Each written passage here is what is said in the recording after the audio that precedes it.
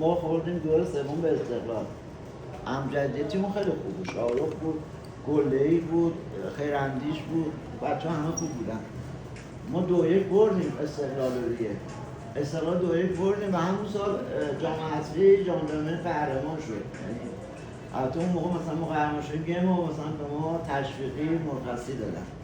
این خاطره بود که حالا ما با تیم سرباز داشتیم. از آقا شرفی مربی استقلال اومد خونه‌مون گفتش که من نمیگم به خاطر استقلال سربازی میخوان ازدواج کنیم، میخوان چیزی به نامتون بشه، باید سربازی کردیم. از کشور خارج شیم، پاسپورت ببینیم.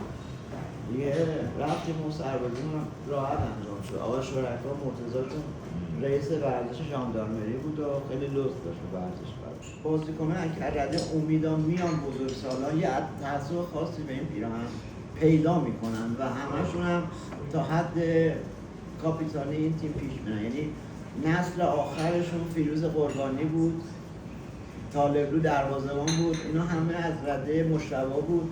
از رده تیم امید اومدن کاپیتان تیم هم شدن. امیدوارم امسال هم این اتفاق بیفته. حداقل از رده امید ما 2 تا بازیکن به بزرگواری با این هزینه‌ها به نفع باشه.